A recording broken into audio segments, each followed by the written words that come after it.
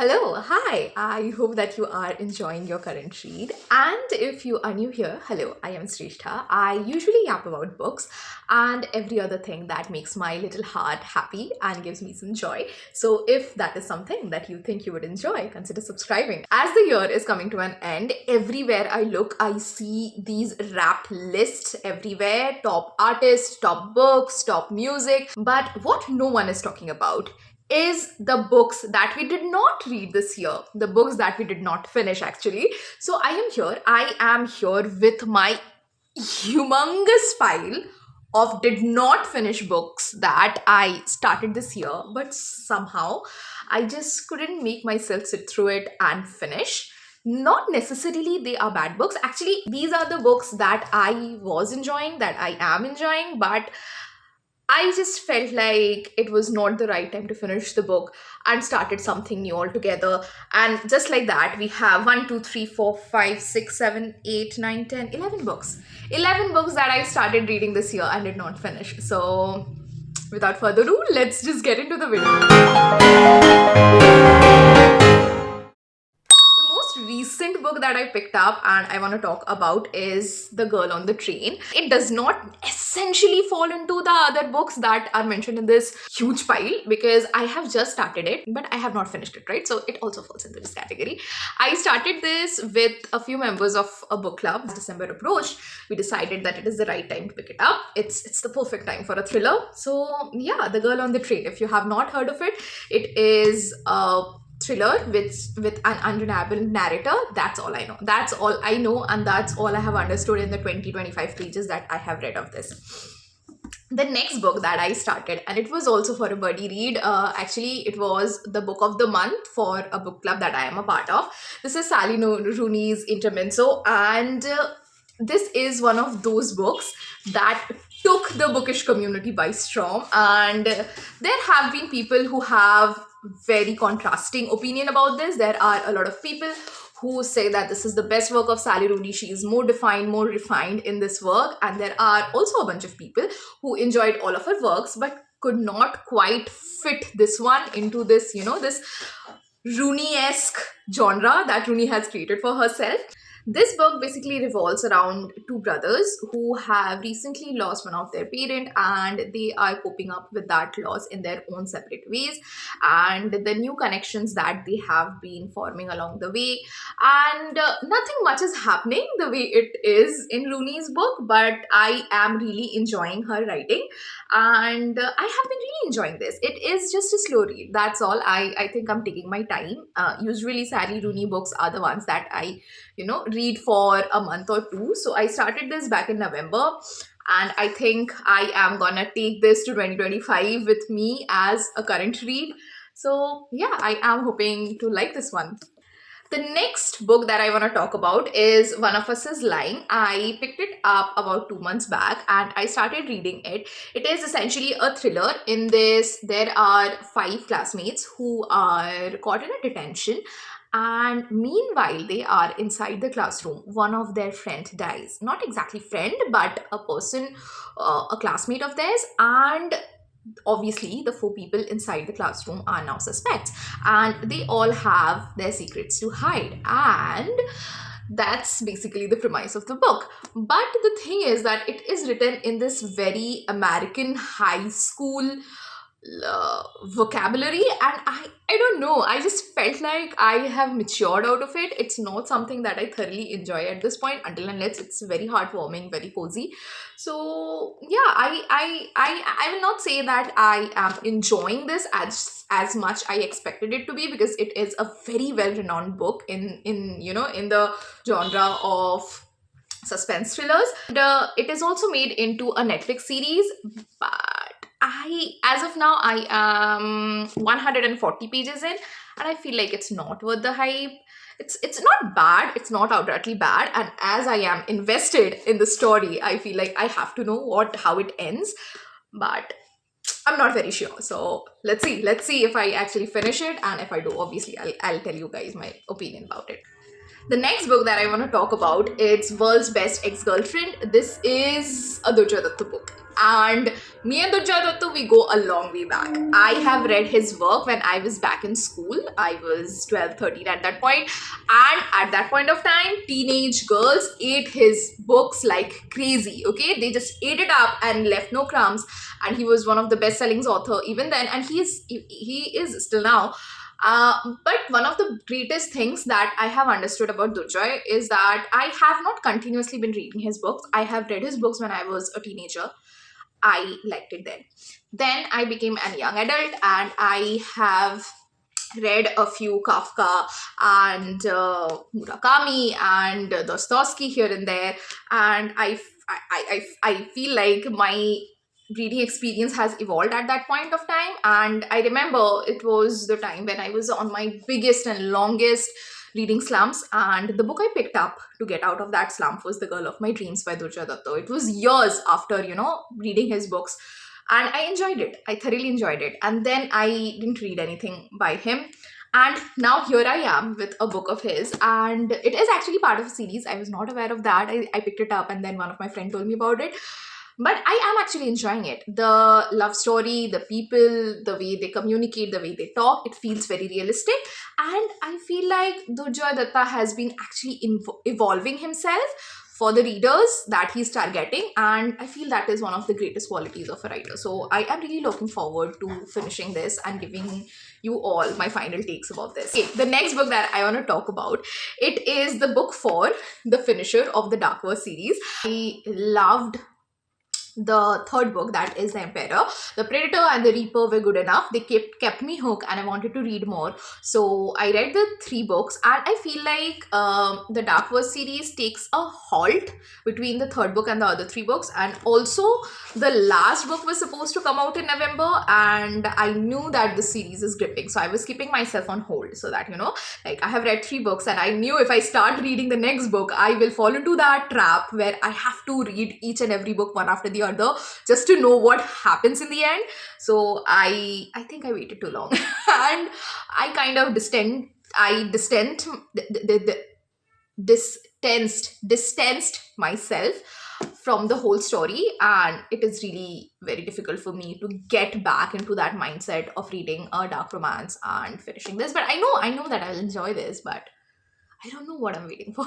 This is a book that was to be my Halloween read, and I started reading it. And this is supposed to be a horror. This is The Haunting of the Hill House by Shirley Jackson. But this is not spooking me out. And I remember watching one episode of the series that is loosely based on the story, and it freaked me out. I don't know if I was too young back then or I have some different memory altogether. This book is not hitting the way I expected it to hit.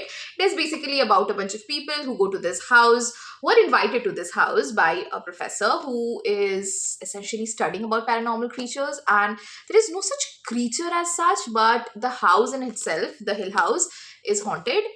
And it is supposed to be a psychological thriller, but it's not hitting. It's not hitting the way it should. So this book, out of all the books that I have shown you, has the actual potential of being DNF'd, but it's such a tiny book and I want to know how it ends. So we don't know, guys. We don't know. The next book that I want to talk about is Reza Shah by Aswin Sanghi. I picked it up. It seems like a promising story. It is also a thriller, but I have realized that I have a certain kind of ick. And it is because I am an Indian, and in India we speak multitudes of languages, okay? I am a Bengali, I speak Bengali. I can also speak in Hindi and a bit of Marathi, and obviously I'm speaking in English. So everyone in India is bilingual or multilingual. But the thing is that we don't essentially speak in English in informal settings, like on roads, on streets, when we are conversing with our friends. So when I am reading Hindi dialogues, the dialogues I know they are actually spoken in Hindi but written in English, it feels weird. And it's a weird ick, I know. And I just can't. For some reason, don't feel right to my ears. That's weird, I know. But I know that this is going to be a good read because a lot of people out there in my book community, they have actually enjoyed this book and praised about it. So I don't know. I don't know what I'm gonna do with this. Not sure. Not sure about this. This can also be DNF'd in the end. And I know the reason is weird, but bear with me. It's just a reader thing, I guess. Okay. Now I am going to show you guys the book that I picked up, and I am so ashamed that I have not finished it. Is The Book Thief. It's a beautiful book, guys. It's lyrical, it's magical. I hosted a read along for this with about 20 people, okay? 15 to 20 people in that group. We were talking about it, we were discussing about it, and we were supposed to read it together. And the tragedy is that everyone in that group actually read this book apart from me. I did not finish this book. I think I read about 200 pages, and I was too sad or too in my own head to read something this heavy, which I somehow knew will break my heart into a million pieces. So I just put it on hold, and it have become such a difficult task to pick this up again and actually finish it. I really want to though. I really hope that I finish this book as soon as possible because it's beautiful and it is one of the most acknowledged books out there. So, I want to be one of those people who have read The Book Thief. Yeah, that's it. That's all. No, there are a lot of books actually. That's it about The Book Thief. The book that I'm going to show you guys next, you're not going to believe it, that I actually DNF'd it. It's The Fourth Wing. I am actually quite ashamed to talk about this. I started reading it last year. Yeah. Judge me outrightly. I started reading this last year and I dropped it. Then I picked it up again this year and then again I dropped it. It's actually very fast paced, but somehow I was just not committed to invest in a whole new fantasy world. It is sort of high fantasy. I would not say that the world building is too immense like the Lord of the Rings or something like that, but you are directly thrown into this fantasy world and you have to understand how everything runs along with the characters and nothing is being slowly and mildly introduced. I don't know what exactly is that category. For me, there is a type of fantasy books where the main character is not about the fantasy world at all. Like the Harry Potter. Harry don't know that a visiting world exists and we are introduced to the visiting world through eyes of Harry, our protagonist. Or there is Crave. Crave also was not aware of this academy, where there are vampires and dragons, but we are introduced to this world and we are exploring everything new with her. I kind of like those fantasies. I really enjoy those. But when there is a whole setup being built and I am thrown into a fantasy world, it really gets difficult for me.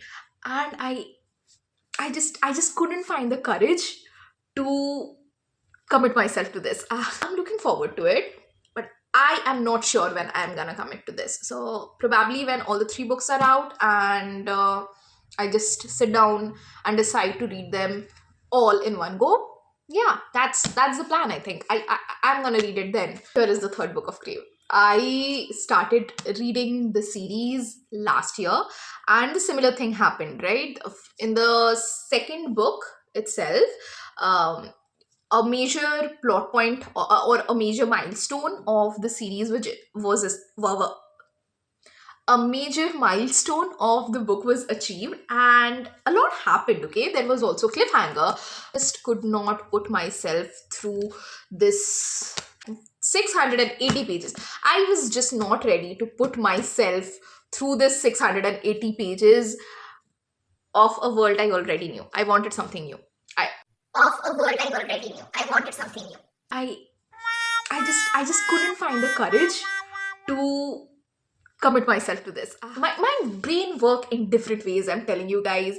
I would just be saying the contrary things and giving contrary opinions right one after the other, but that's how it is. I am a mood reader. I don't know how I pick up my books and actually finish them sometimes, but most of the times I am just making weird life choices, not just about the books that I am picking up. So it was one of the very first books that I started this year. This is actually a non-fiction, and I know non-fiction takes a lot of time, but it should not be 1 year. I know. But yeah, this is The God Delusion by Richard Dawkins. I myself am an atheist, and I realized that I took that decision very abruptly one fine day. One fine day, I was just like, yeah, I don't believe in the concept of religion and God. So I'll be an atheist from this day onwards. And I was just 10, 11 years old back then. So that was not a very well informed decision. And even though nothing have changed my faith and my belief in being a non believer, but I feel like I should read more about it. So I am reading something which is essentially an atheist guideline manual, and I have also decided that I would be reading more about the different religions in the world and what they have to offer, so that I have a solid backing for my own belief system. That's just a personal opinion, but I want to do that for myself. Yeah, that's that. On a good note, a book that have been in this pile of DNF'd books, which I actually finished a while ago, is Bride by Ali Hazelwood. Now, here's the thing about Ali Hazelwood. All her characters are similar. Main characters, humongously tall and broody and growls and something like that, but is a actual simp for a female character, female lead, and literally worships the ground on she walks on. And her female characters are usually meek and funny and goofy and introverted and taking all the burden of the world on their own shoulders. From The Love Hypothesis, that's the girl from Check and Mate, and that's also Misery from Bride. So I see a pattern, but if Ali Hazelwood writes it, I know that it is gonna be funny and goofy and I can eat it up, so I eat it up. But it is essentially about a vampire and a werewolf and their marriage of convenience. So one fine day I just decided, yeah, let me finish the book, and I did, and it was fun and I liked it. The one of the most beautiful things about this book was the way they communicated with each other, and there are some intimate scenes when they are not aware how each other's, like how the biology will actually work, because they are not the same species, but they talk through it and they explain it to each other with like a lot of compassion and warmth. And I feel like that is also true in real life relationships, because we are not always aware of the other person's requirements and needs, and also what they like and dislike. And here it was beautifully represented. It sends out the message right. I gave it 3 stars, and I liked it. That's all. That's I want to say. So we have come to the end of this video. I talked about a lot of books, and you guys have to help me out to decide that which books are worth it and which books I should not definitely drop and actually finish reading. Yeah, that's my only humble request from you all. Do let me know that which are the books that you have read and love, so that I also get the enthusiasm to finish them. That's all. That's it. I hope that you enjoyed your stay on this channel, and if you did, consider subscribing, liking and sharing the video, and stick around. It's actually fun. Bye bye.